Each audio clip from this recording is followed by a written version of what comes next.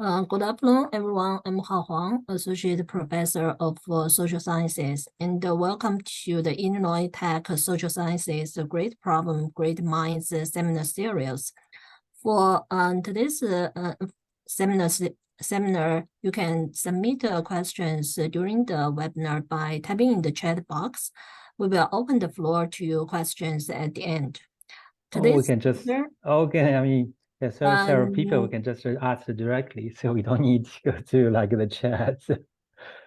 Yeah, so if you have a quick question during the webinar, so you also can ask questions. Today's speaker, Dr. Pengfei, Associate Professor of Strategy and Global Management at the Haskins School of Business in the University of Calgary, Canada.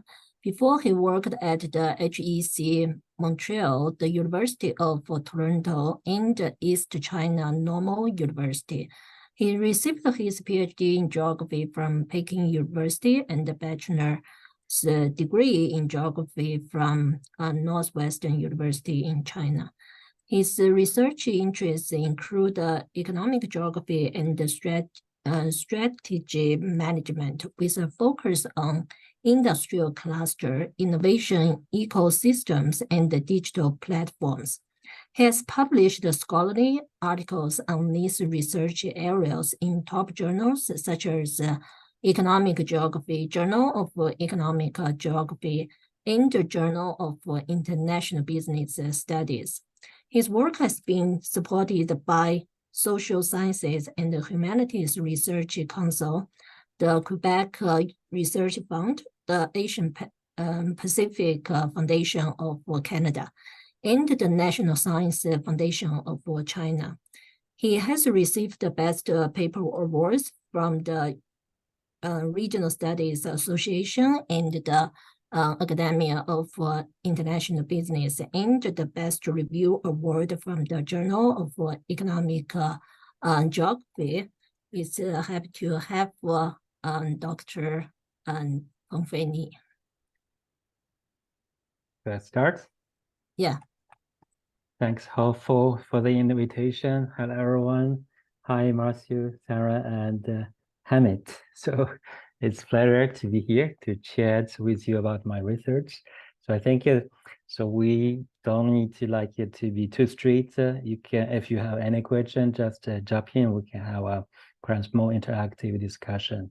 And how I mentioned, my background is in economic geography. Can you hear me, guys, clearly? Yes. Good. Okay. Yeah. Okay. So my background is in economic geography, and right now I work in business school, and but my research touches the overlapping areas between economic geography, international business strategy.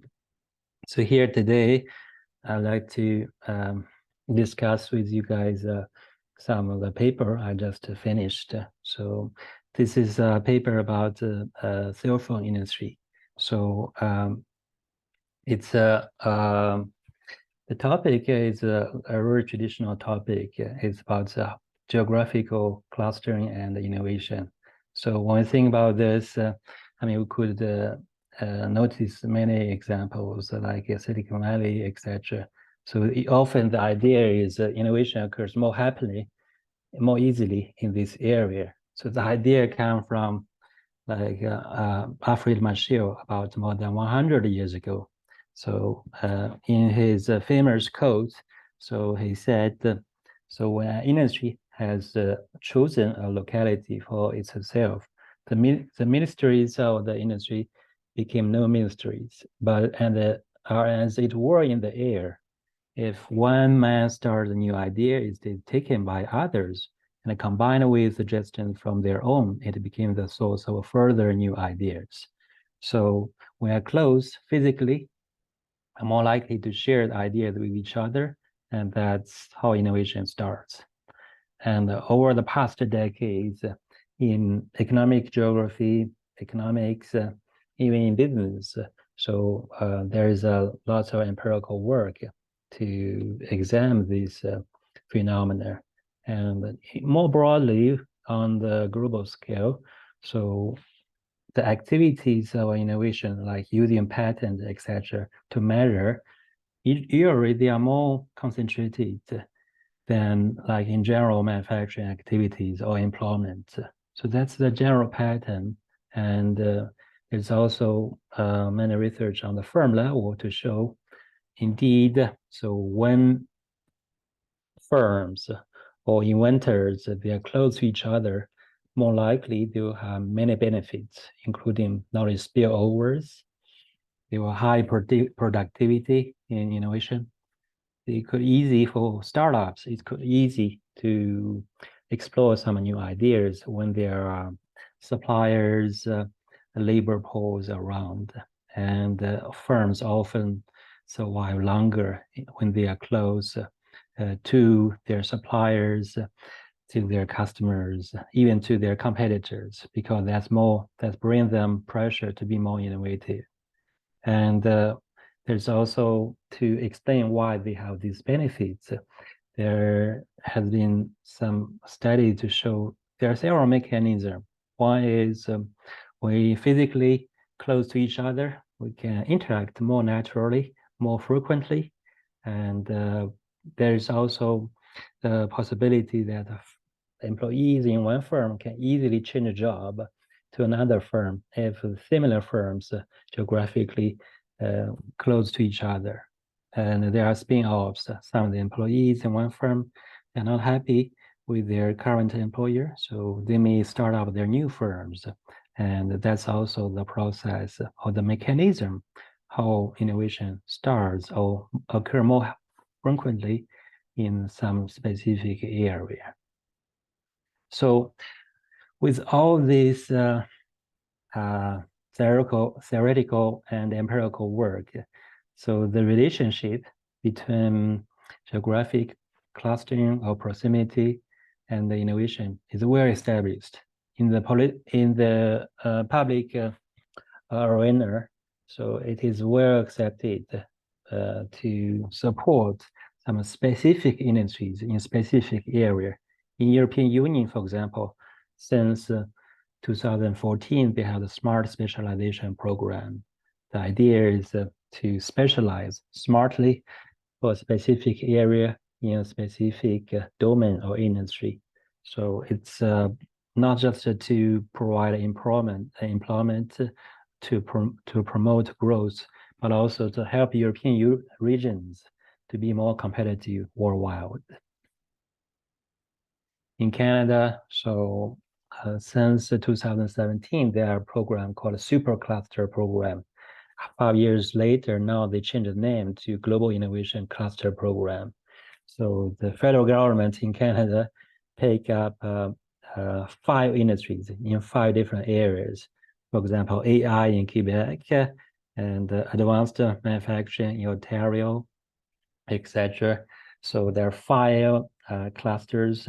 The government want to support them. So in the past 5 years, so the federal government has invested more than $2 billion. And they want to change the name of the program. They will continue. So as you can see, so in the following several years, they'll continue to invest more than $700 million.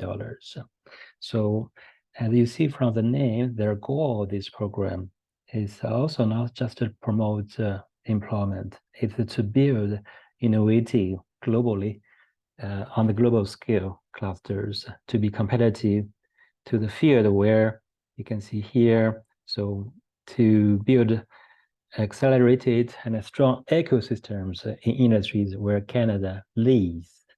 So the goal is very high. In China, also, the industrial cluster is a focus in the government industrial policies. So just recently, so in the past, like in 2020, so in their 14th 5-year program, so the Chinese government intend to build more than 100 strategic emerging industrial clusters in order to compete with the United States.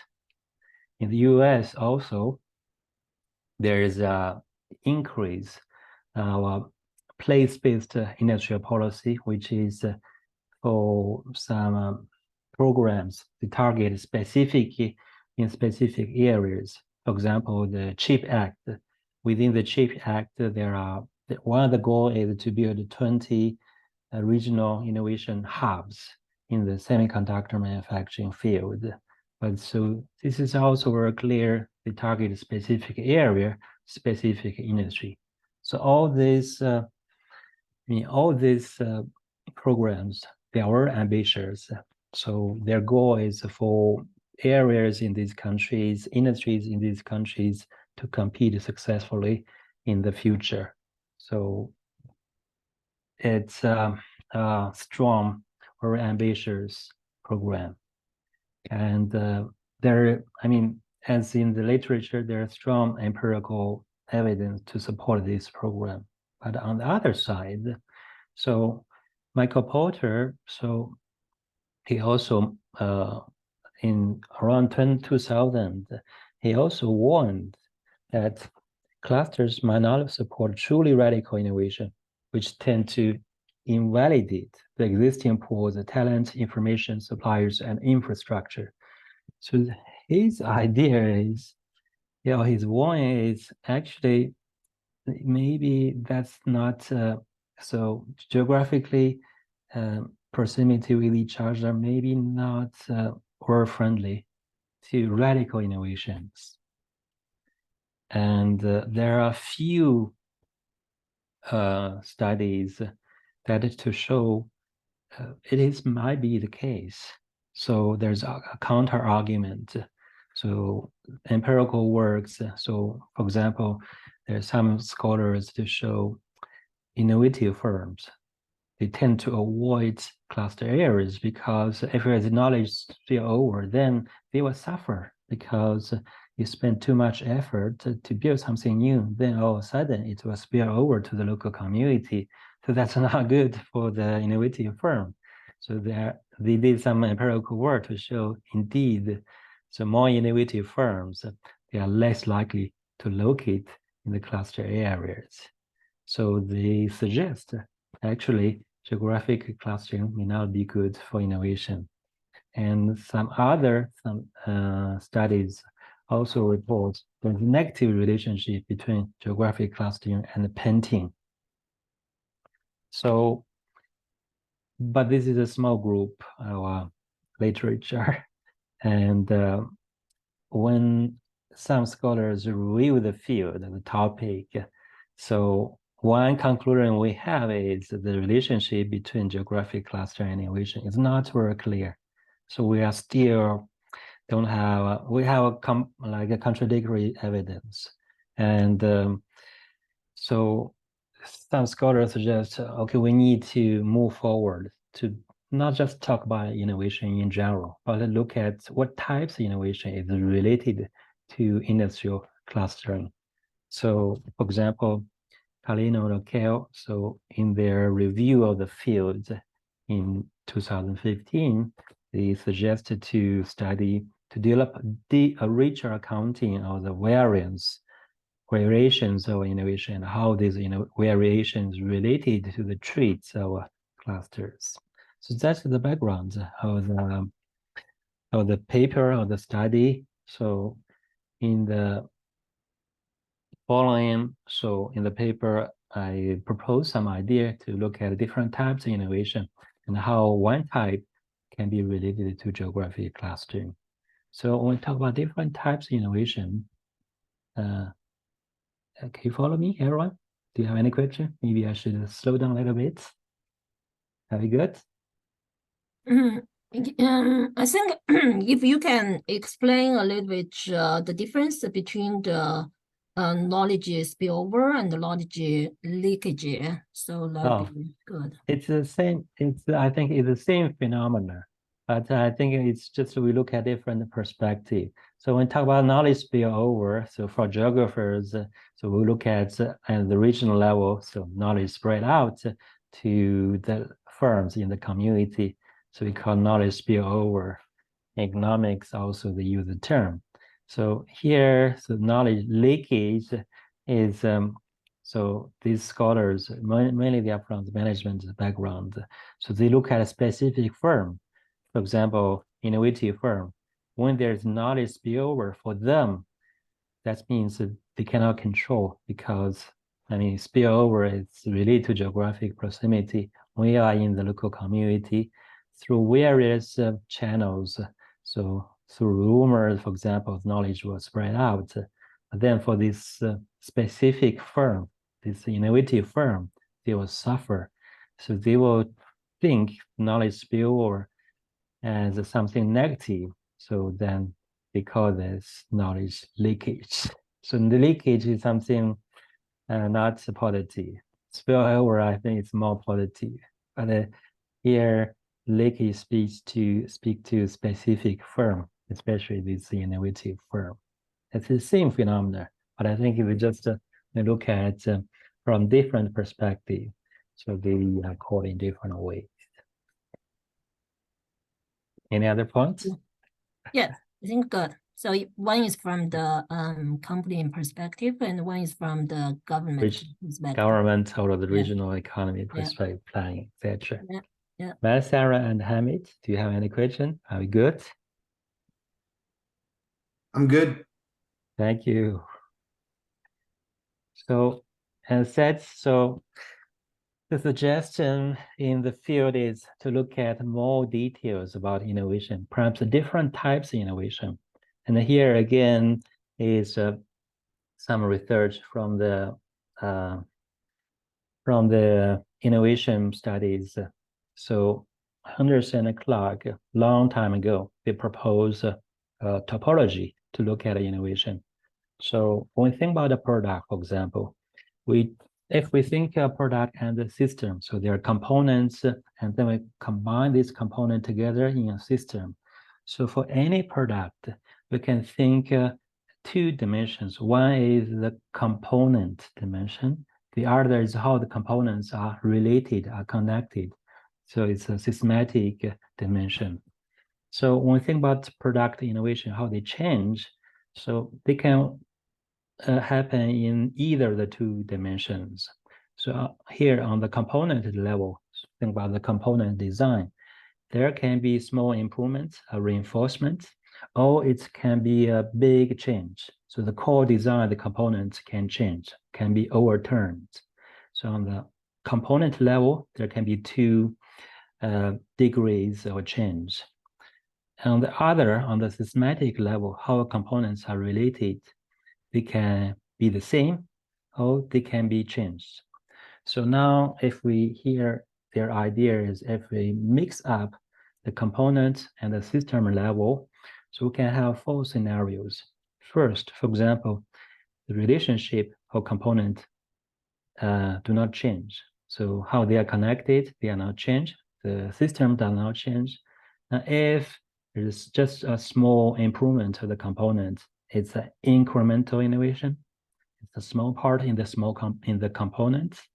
Now, if there's a big change in the component, so it's just one modular, one part changed. So they call this a modular innovation. So a module part changed in the product. So that's the level when the system does not change, or the relationship between components does not change. Now, if they change, so that's became more interesting.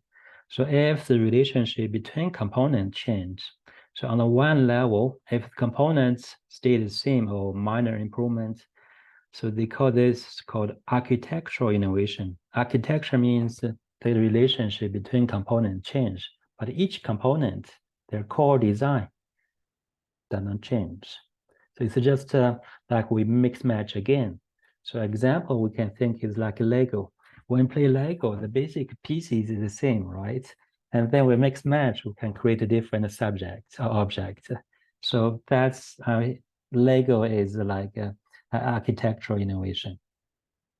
And finally, if everything changed, so the component, the core design changed completely, and the relationship changed, I would say that's a radical change from all the 2 levels. And that's they call it radical innovation. So in their idea, So they look at the architectural innovation, and they find for firm it's very difficult, especially for established firm, to adjust to architectural innovation because they often ignore it. I mean, the product, the component hasn't changed. It's just the relationship changed. So they illustrate this with a story. So, for example, there is a fan producer. When you think about fans, there are some blades and there are some motors. So, firm, they will have two teams. One team focuses on the blades, another team focuses on the engines. So the two teams each work on these components. And if there's any change on the blades or on the motors, they can easily catch this information and get integrate, make some changes. But the point is, if the relationship between the fan and the blades and the motor changes, and then the two teams will become very difficult to recognize, to accept, because they get used to this structure or this architecture. The fan should design in a way that the blades are separate from the motors. So this is their idea. So for architecture innovation, it's difficult for firms to adapt. And so they build their arguments within the firm. So the blades team and the motor team, they are within the firm. Now we can extend this idea to the relationship between firms. For example, the fan producer, they may not work all by themselves to produce the fan. So they may have a supplier who work on the blades. They may have another supplier who work on the motor. And they may be close to each other geographically. So the idea in this paper is, I think it's, if you think about an industrial cluster, so their firms and suppliers, they are geographically proximate to each other, and they may find it difficult to adapt to architecture change. So when they work a long time locally with each other, so the fan producer, their blade supplier, and the motor supplier, long time, and then will develop a mindset. So the fan will be designed in this way. So the fan producer, they will rely on the blade supplier and the motor supplier to design the product. If there's any change and the component level with respect to the blades or the motor, the supplier can easily catch them. But if there's a change of the blades and the motor, that should be difficult.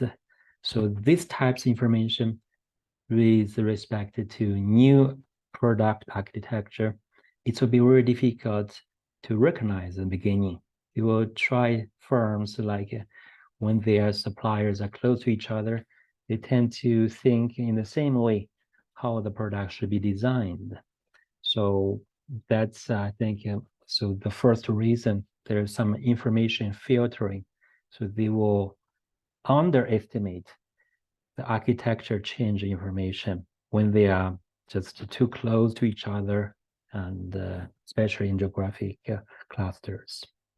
The second reason is because there are two different types of firms. The firm and their supplier, so they will have mismatched commitment. Even the firm may want to go to a new direction. The supplier may see, or the supplier may invest heavily in the components for a long time. So they have vested interest. So they didn't want to change to a new direction. And the result, so the firm and the supplier, they are not in the same boat to move to a new direction. So that's perhaps another reason why for firms in geographic clusters, they tend to slow to adopt a new product architecture. So that's the key idea. And the second argument is with the new architecture, often there will be new improvements for the components. So if firms in geographic clusters, they are slow to adopt a new architecture, they will also slow to adopt component innovations that follows. So this is the basic idea. Now the empirical part is cell phone. Can I ask a question? Go ahead, yes, Matt.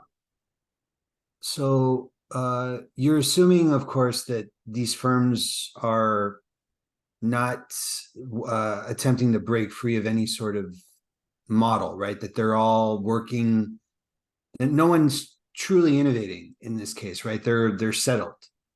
Yeah, so they don't think like outside the box because I think it's just they work too long with each other, they collaborate very closely. So the idea is that they will have a group thinking. So they may work on some small improvements to make changes in a way they both agree. But if it is fundamentally new, so different people, different firms have different opinion, that will be difficult for them. So yeah, I think so. The idea behind it is there may be some improvement, but this architecture change, some radical change of the product, how the components are connected, that should be something it's very difficult for these times to respond, to follow. Okay, Yes. so you can answer this after you're done. I don't want to derail your presentation, but I'm interested in like later after you're done, maybe you can address what would happen if there were radical changes. Yeah, so that's later I can show some cases. I think that's just like how we can inspire to think further about this. Okay, all right. So yeah, there are many. We'll just we'll have some discussion later. Okay. When we talk about some cases further, but I think it's open. So it's that's also the key topic. If there is something fundamental, like the architecture change or some radical innovations that change and the component and the system level. So then which area or which types of firm are more likely to make it happen? So yes, so that's the key like a topic, key question in the paper. So the empirical part is cell phones. And so on top of cell phones, they change a lot over the past decade, right? I don't know whether you have some memories about the early in the 2000, for example, the cell phones, it was very small. So the 2G models at that time. So generally we cannot have, we couldn't have some third party like softwares. It's just to make phone calls, right? And then over time, it's became bigger screen, etc. And also we use it to have connection with the mobile data, and it's more for entertainment, etc. So that's the 3G and 4G handsets. So when you think about cell phones, there is an architecture change from 2G to 3 and 4G models. From 3 to 4, it's just they are more powerful. The basic structure of the device is the same. Now, 2G is different. So they were mainly used to make phone calls. When you think about cell phones, so some components like chipsets, software, the storage, batteries, camera, screen, etc. Now, for early times, for these small 2G devices, there were not so many connections among these components in terms of the processing. So we can take some, so use these devices, we can take some camera, use a camera to take some picture, but we cannot process the photos. So there's no connection between the camera and software and also battery, perhaps. We could, the screen is very small, so it does not consume too much power. So we could just charge, in weeks.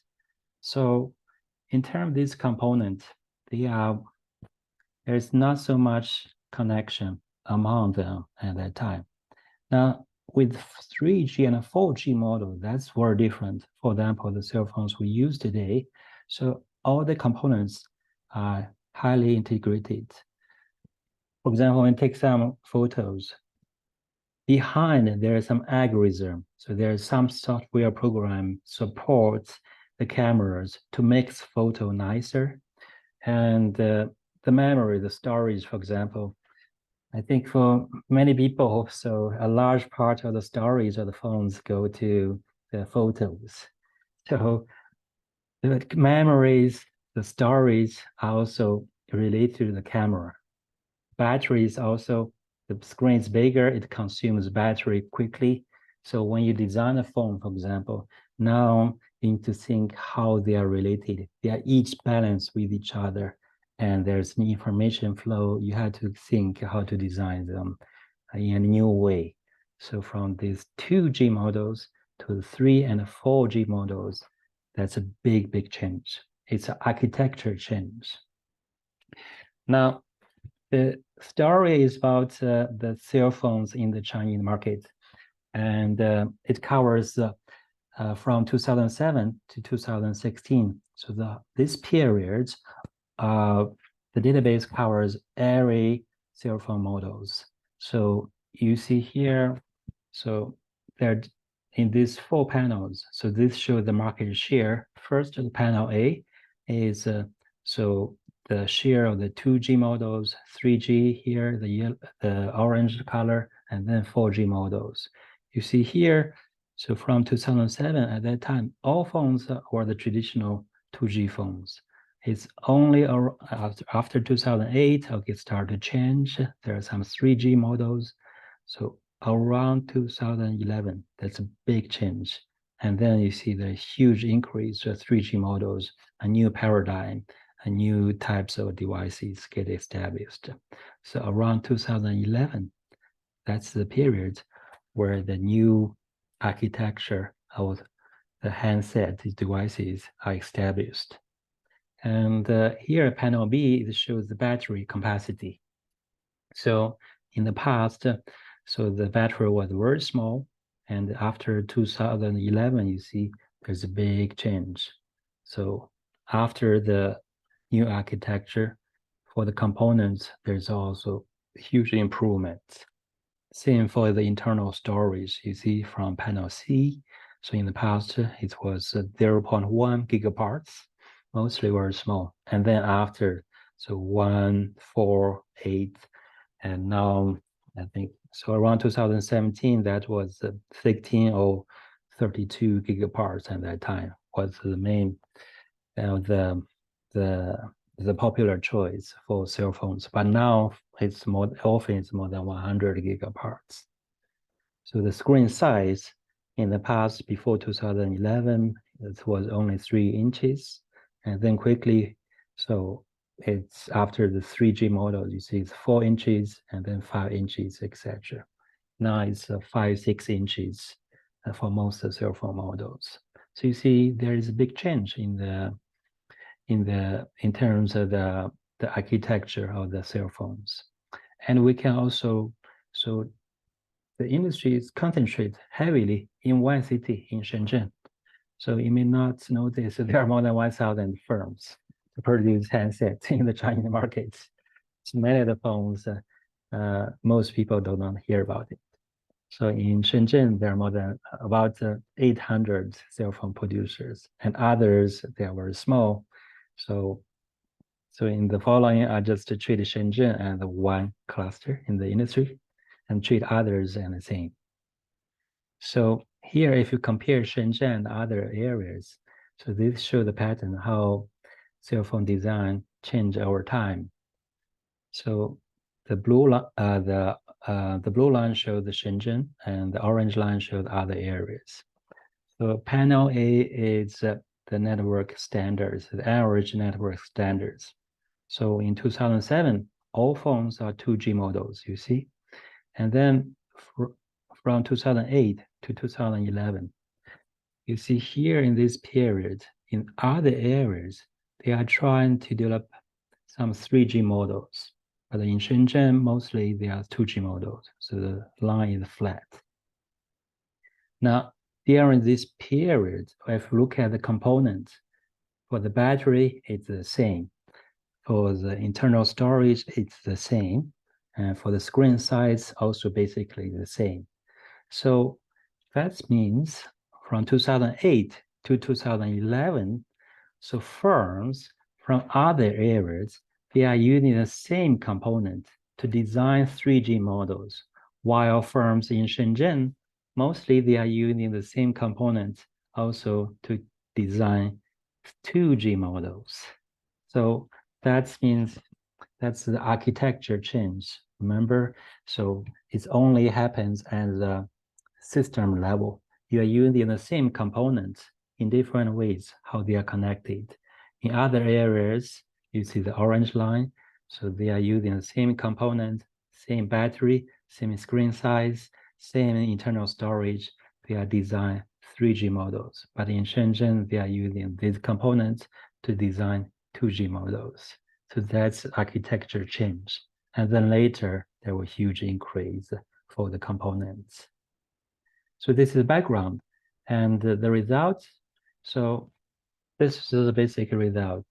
So before 2008, so it was the traditional period before the architecture change.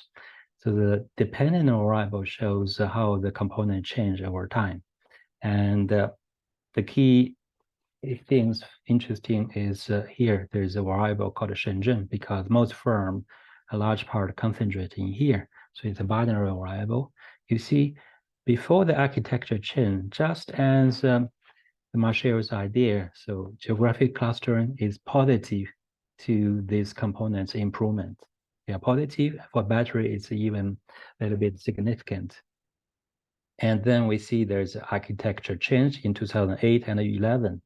So this here, the network column shows whether the phone is a 2G and a 3G or 4G model. If it's 2G, it's 0. If it's 3 or 4G networks, it's 1. So that shows architecture change. And you see here clearly, being in Shenzhen has a negative, significant negative effect on the architecture change from 2G to 3 and 4G models. And after the period 2011, so we see the new architecture has established, and the Being Shenzhen also significantly negative for these components improvement. Just it's the same pattern we have seen in here. So this is the result. Now we can think more broadly. So what does it mean? This is cell phone. And we can think some other cases, for example, automobile. So for automobile, traditionally the hub, the hotspots is Detroit for traditional cars. For electric cars, so they use different power, but also when you use the electric power, the relationship between engine and transmission, etc., different systems also changed. So perhaps we could also think this is an architecture change for the vehicles. So Tesla. So the idea here in Shenzhen is, so being in a geographic cluster is not very friendly to radical change of the product or architecture change. For Tesla, they're not from Detroit, they're from Silicon Valley, right? They're not from the headquarters of the traditional automobile industry. So drones. So you use some panel to control the drones. So the aircraft is it's a big change compared to traditional aircraft. So it could maybe this is also an architecture change for these aircrafts. So for example, in China, traditionally the aerospace industry or aircraft industry, they are concentrated in Shanghai, in Xi'an, in these cities, but not in Shenzhen. Now, DJI, the leader in drones, they are based in Shenzhen. They're not from the traditional headquarters, traditional hubs of the aerospace aircraft industry. So it's these are perhaps some similar cases. In the end, we can think even broadly. So we can think some painting around the early 20th century. So there was the rise of Impressionists. So for the Impressionists, their idea is they didn't want to paint something as real. So in the past, it was the dominant stream is naturalist or realistic tradition. So all these paintings, the painters, artists, they are most of them, they are based in Paris because there are studios, there are dealers, there are markets. So now for these impressionists, they want to change, they want to develop a new way of painting. So their idea, they are fascinated about light. They want to capture some impressions we have when we see something. So to develop these types of painting, they had to rethink about color. So they don't use dark colors, they use more bright colors, and also they blur the objects' boundaries. They pay less attention on the local tones. They emphasize more the general or the global feelings. So it's we could say it's a radical change in painting. Architecture change because they are using the same material, same tools. It's just you joint in different way. So many of these impressions, they were not based in Paris. Here are the two sunrise and lily ponds drawn by Monet. So the sunrise, it was drawn. It was painted in Le Havre, so it's a port in North France. Lily Pond is also was drawn not in Paris. It's in Giverny.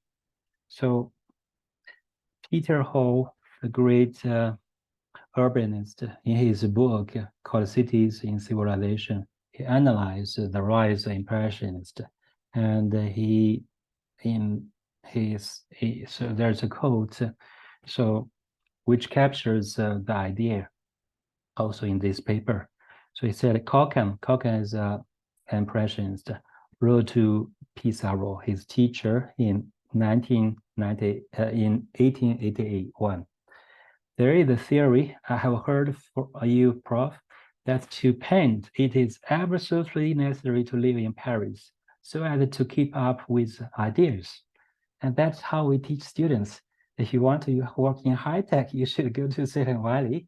If you want to work in finance, you should go to Wall Street, etc. Right? It's the same message 200 years ago. If you want to be a painter, you need to go to Paris because that's where the ideas came from. And then here, that's the key. So yet, Koken fled to Brittany, attracted in part by its isolated position away from the progressive mainstream of the late 19th century France. Cézanne, another impressionist, too, deliberately sought remote places free from distractions. He was trying laboriously to develop a new way of painting. So for the impressionists, they need to not in Paris. They need to, yes, sometimes perhaps to go Paris to get some idea, but they need to be isolated, far away from these hubs, from these hotspots in painting. So they are able to stay away from the mainstream in order to develop a radical new way of painting. Picasso later, after the Impressionists, Picasso is also similar. So he periodically lived in Paris, but his idea comes from Africa, from Spain. So the painting, the arts also have the same message. So like the technical innovations in cell phones, automobiles, drones, aircrafts, the arts. So it seems that the message is if it is a big change, architectural change, then perhaps being geographically with your supplier, with your competitors, maybe not a good idea. And then perhaps we can think many of these policy programs in Europe, in Canada, in China, even the United States, perhaps there is some risk, because if you just emphasize, you put all your resources in these regional hubs, that may not be friendly to some radical change, to some like architectural innovations, which we require nowadays to solve some big problem in our society. That's all I have. And perhaps we can chat a little more about the idea about the topic.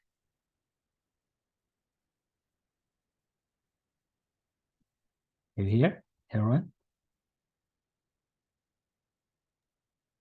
Thanks, Pengfei, to give our interesting talk about the architecture change and geographical clustering in the cell phone industrial in using the cases it's Shenzhen. I think the Yes.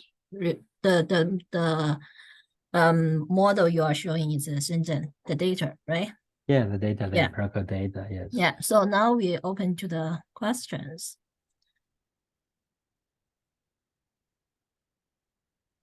So it's interesting you explain using like the painting as the example here.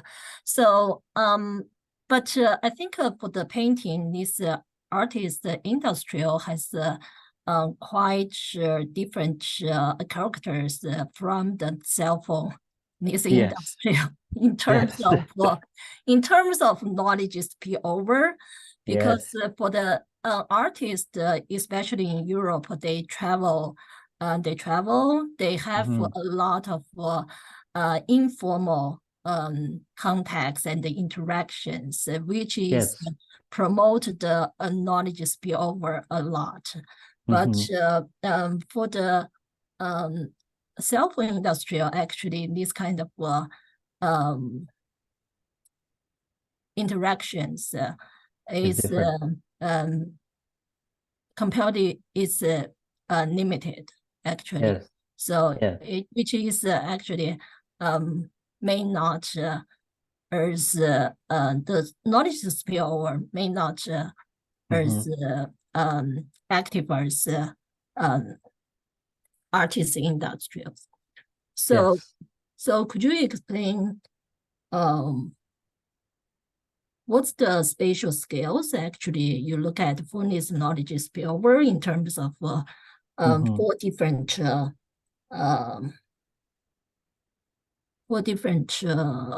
typology?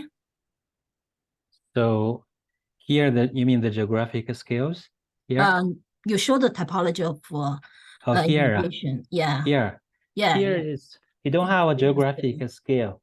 They don't have, so this, to discuss the 4 types of innovation within the firm. So you don't have a geographic dimension. And so here, I think the paper is, I focus on the architecture innovation. I want to extend their idea to the geographic dimension.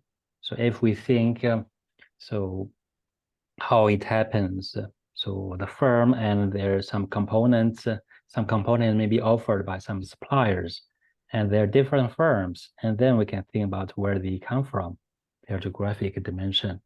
And so here, in the empirical part, is on the city. So here you see it's like different cities. So the geographic scale is cities. And the artist, I think, is perhaps different, but I don't quite, I mean, there's lots, so there's there's also lots of research focus on the creative industry, how innovation occurs in this field. So there's, so it's maybe different than the technical field, right? So I think in terms of the industry background, so I mean, others like cars, etc., they are the technological high-tech field. Artists may be different. So that's, I think, a good point. And artists usually they work alone, do their work. So it's not like a firm like in automobile, etc., or cell phones. Exactly. So you cannot make a phone by yourself. You have to rely on others, right? So I think on that front, yes, that's a big difference. And on this account, so there's maybe like here the artist, the field could be different. I feel that so when I added here in the very end, I have the feeling that the idea is different. The mechanism the idea is the same, but the mechanism may be different. So the idea is you should stay away from the mainstream, from the head sports, from the hot sports of your field in order to develop something radically new. But then the mechanism, so one thing about the 4 types of innovation here, the emphasis is that you collaborate perhaps too much with your suppliers, with your neighbors, but then the artist is not be the same mechanism. So I think the 2 fields can be different. Yeah, I don't know like how to address the art. I just feel it's an interesting story. But do you feel like I should put that in the paper? Yeah, so I think in terms of on this, you mentioned just we discussed these differences. So I think like for the cell phone industrials, um, actually it's very helpful to see your topology. That graph actually shows one is incremental change, or it's just Matt mentioned actually there is a radical change. So when we look at like incremental change, when you say actually away from mainstream, I would you say actually for this cell phone industrial, actually the incremental change actually usually is in the mainstream. So how do you see actually, and also for the increment change to the radical change actually is a gradual process, and like in China's economic reform is gradual, is always incremental change process, but it's made the radical change. So how do you see actually where is the threshold? So yeah. Yeah. So that's a good point. So I think so for the cell phones, I feel so with the background of the industry. So in 2007, when Apple introduced iPhone, so that's a radical change from the past on these traditional phones. So, but then later, so even though Apple said every year, so there are new devices, it's a radical change. It's actually a small improvement in some components, right? So here, perhaps nowadays, it's just perhaps some component level improvement, and that's later, perhaps it's now for the cell phones, nowadays it's more about the components improvements. So perhaps go back here, some incremental innovations, or even it's big enough for some components, perhaps some modular innovations. It's less touch about the system level, on the architecture level. Yeah, I think I have the same feeling. But it's a few. So there is some explanation. So why there's a big change. So for the cell phone. So why is I didn't perhaps elaborate more. So when I talk about the connections of these components for the 2G models, so the data. So when we talk about make a phone call, so we see something is our voice, right? So our voice is continuous. Data transmitted is continuous. Then for the 3G and 4G models, we call less, but then we search, we surfing more, we open websites, we watch video, for example. So for this use, often, So there is they call it packed data. So the data is packed. When you open a website, then at the beginning is heavy data transmission. But then when later we'll go through read the text, basically there's no transmission between devices. So it's packed based data. And that's related to how the cell phone are designed, because you need to deal with a huge amount of data in a very short period. And that's how the big requirements for the chipset, software, screens, etc. So the background in the cell phones is also, I think, the big change, the architecture change, come from what type of data is transmitted. In the 2G model, it's continuous data. For the 3G and 4G models nowadays is packed data. So we want to access something, it's downloaded immediately. And then later, when we look at the text, there's basically no transmission of the data. So that's, I think, something behind this big change for the cell phones. So the other question is for your table, you are showing table? Oh, here in you have this the one? table. Yes, Okay. yes. Okay. I think it's very interesting. I think to look at this table, so you have the before and after, and also have for this new architecture formation, have for network. So but it's not include before and after. So So yeah, so you see, so yeah, here, yeah. perhaps So, I didn't explain well here. So you see here, so in this, so the network means whether it's 2G or 3G models. So in 2007, so here, all the phones okay. were 2G models. Okay, I see. Only from 2008 to 2011, so there are some new 3G phones. So here you can, this period is the period when a new architecture, the 3G phones were established, but take time. And after 2011, you see there's big change. So the new design, phones, new architecture was established.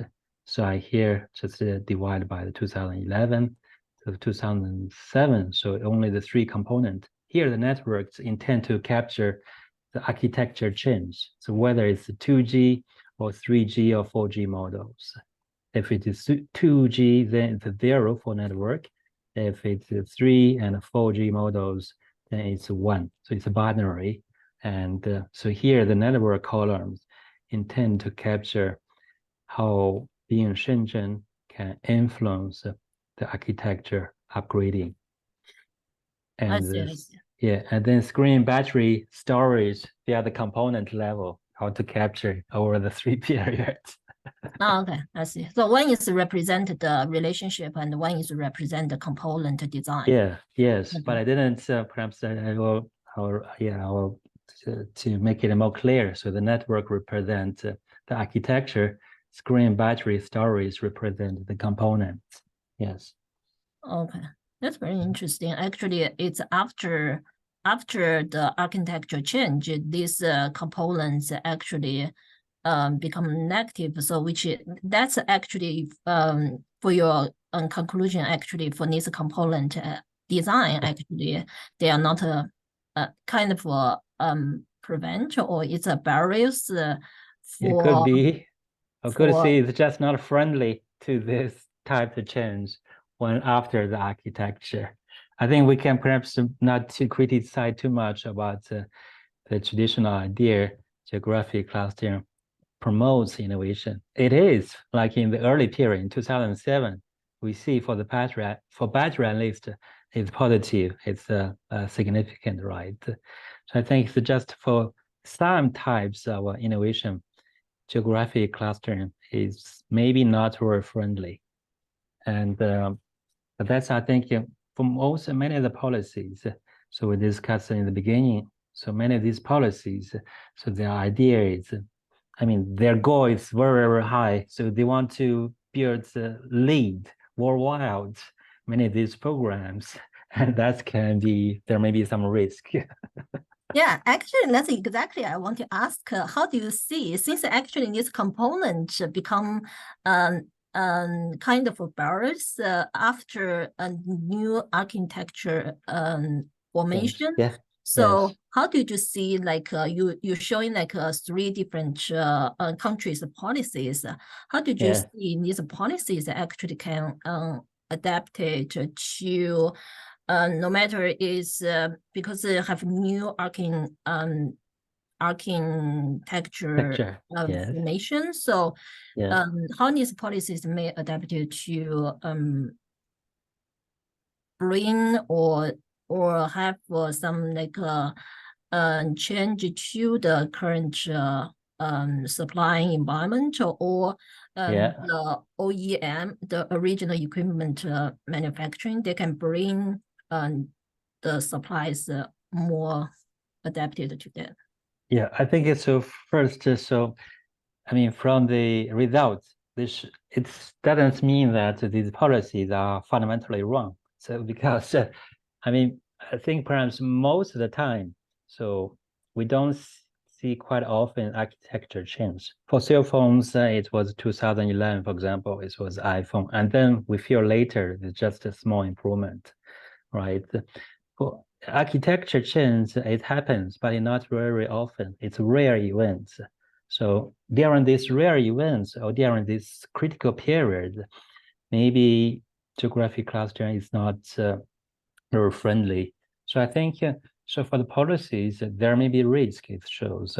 But on the other side, I think to and the suggestion for the policymakers. So perhaps we shouldn't just focus on these hotspots areas. Perhaps we should also be more inclusive to include other areas for policies to support them, rather than just to put all our eggs, for example, in Canada, only in 5 areas, 5 industries. That's, I feel, quite risky. So they need to be more inclusive to include more areas, other areas, not just like specific clusters in specific area. Perhaps that's would be more like over the long run for the policy to promote innovation, and perhaps that will be more effective. So I think it's not to turn down this idea fundamentally. It's just perhaps we should be more inclusive to also support other areas, not just cluster areas. Then how do you just see I think for the different for the government they focus on certain areas is because the resources. So how did you Yes. see actually the balance or trade-off between like specialization and that diversification? Yeah, I think perhaps we should have some programs to target non-cluster areas, not just to put all the like all the resources, all the money to these like cluster programs. I think so. At least to have something open to these areas. I think that's perhaps would be helpful for something that perhaps radically new. And it may not need, I think it's just a balance. You don't need to put everything in the cluster locations. It's need perhaps some part at least for this non like hubs in this I mean in your territory. It's also, I think, speak to the context. That's also like help to reduce regional disparity. Because if you put all your resources in only specific areas, the disparity across these regions will become wider and wider, right? I think even from the current context, just for for um, for the society benefits, and it's also good to cover more areas in your programs. Yeah, so in terms of you mentioned the impacts on society. So I know you, besides Shenzhen, you also do some case studies for some other areas. So how do you see this geographic clustering have a different impact on society in different context? I think that's more broader. It's like in different. I mean, for these policies, for example, there's a emphasis to organize some like place-specific programs or policies in Asian, in Europe, in North America, in many other countries. I think there's a rise to have this place-based policies, and I think it's a trend perhaps. And in countries like China, they have more government, more powerful. They have more ways to get involved in the local business community. To compare, I feel that in some, for example, in the Canadian context, it's the role of the government is very limited because it's like I feel that all it's I mean the program is they have money and then try to spread the money to provide some pro support to do some research. It's just spread the money to some firm, but then would this be possible? Would it be helpful? How effective these policies? And that's I think can be debated. That's the role how government can get involved in the local business community. I think it's different. A large part is I think here, for example, here go to other programs like healthcare, etc., social welfare. So the industrial programs are small parts, and I think it's perhaps it's also because there's the mindset is we are competing worldwide, so we had to build something that help us to lead worldwide, and that's I think the reason of these place-based policies. That's I think it's a question for all these countries, but I think it's also in different countries they have different measures, right? Some can be strong, can be some areas, some governments have more these like interventions, but in some areas it's limited. For example, in Alberta, for example, in here, so 40% of the government budget go to healthcare. So I think that's it's like in developing countries, the healthcare or this social program, welfare program, haven't taken too much in the government budget, but in the future this will become more and more, I think. So that's I think for these industrial policies, for example, in developing countries, they may have more power to influence, to get engaged. But later, over time, I think the resources of the government will also become limited. Matt, are you so just now you mentioned that the radical, do you have questions following for that? Something I was wondering about was one, is there a dollar amount? So this thing is huge. The of global innovation clusters, you know, hundreds of millions of dollars. Yes. It seems a little different than what you're proposing, right? This is like the extreme. Okay. I mean, it redefines the geographic area that you're focusing on totally. Yeah. So maybe, you know, it's kind of a like beyond the scale. But I was just wondering, so, you know, some of my earlier research focuses on exactly these kinds of clusters. For example, in Taiwan, Hsinchu or something like that.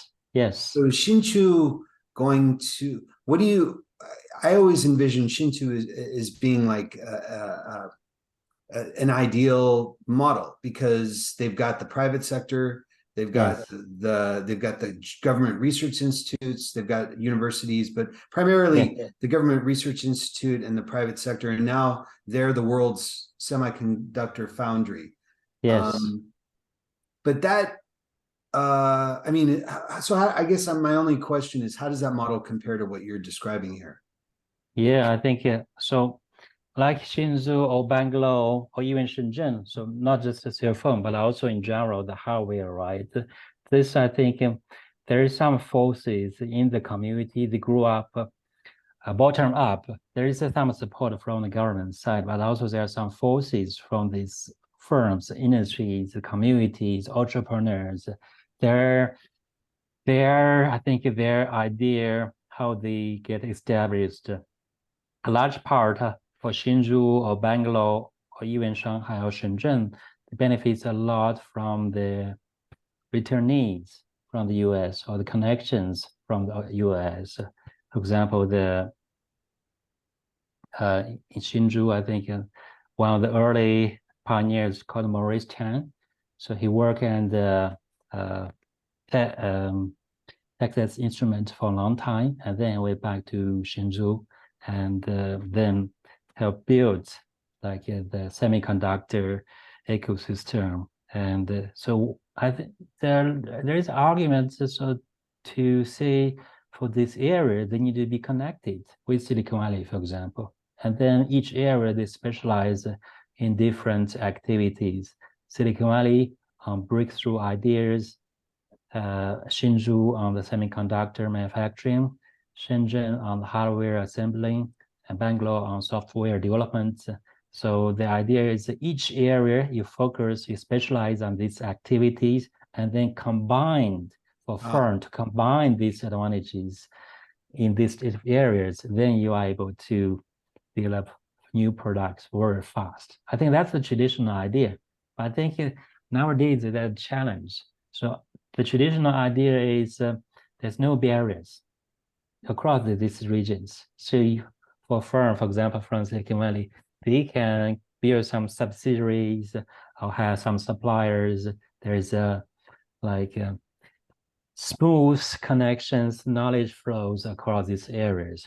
But I think over time, when the policy or political tension across national borders, especially between the US and China, became more and more escalated.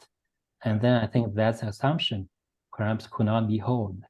So you cannot just rely on one area for one specific activity and you try to connect these different areas. I think there's more political risk. So I think even for the government perspective, including the United States, for example, the CHIP Act for China's, they want to build the clusters in emerging strategic industry. Strategic industry means that perhaps that is more to help them to have some independent supply of some components. So more and more the policymakers, their role is we should perhaps to build something within our territory to be more independent, right? And that's, I think, the traditional model will have a challenge. So that's, I think, I don't know a specific idea, but I think it's a very important question. So how, I mean, in the past, our idea is you can build some connections across these industrial clusters, then you can benefit. But now all of a sudden, perhaps you cannot. And then what's your best response? I don't know a specific answer, but I think it's a tremendous important question. No, are you still working on these topics? Well, actually, my original PhD dissertation was on these kinds of science parks in Korea. But now I'm actually focusing on trying to address exactly the question you're raising. This point about basically trying to, it relates to this idea of maybe a bipolar science world where it's Western versus Eastern in China, and then we have these. It's more of an international relation. I'm sort of hijacking your presentation. It's sort of our country's going to align more with China or with Korea. I'm sorry, or with the United States, and I'm looking specifically at countries like Korea that seem to be balancing between those two. But Yeah. I think back to your point, if China is not specializing and the United States isn't specializing anymore, if there's less specializations, you're saying they have to have a wider base of knowledge and have more domestic clusters like this, or they have to get along and collaborate more together and specialize more. Yeah, I think that's the policymakers' goal, right? Even for the US, for example, the CHIP Act, their goal is to build some regional hubs in the semiconductor manufacturing field within the United States. So to have more and more like the supply chains within the specific area. So that's, I think, the goal for the government side. And whether these types of policy will succeed or not, because I think that's, so most of this is like from the political logic and from the business or from the entrepreneurship or logic. Will they follow, or will they perhaps find some way to circumvent these are the rules? I think that's it's perhaps more interesting to see like how the international relation or the politics, how they interact with the business field, perhaps with to deal with these challenges. Yeah. Right. No, Yeah. that's really a good point. Great. Excellent. Thanks. So the last question I have is about the just now you mentioned like the data transformation. So currently you use the example is 2G to 3 4. So then considering in the future currently we have for 5G, 6G. So then the data flow or data volume transformation will be significantly increased. So how did you see that will be actually maybe there's another architecture change for cell phones. I don't know. How you see actually in terms of 6G. your typology and also just mentioned, I think it's very important.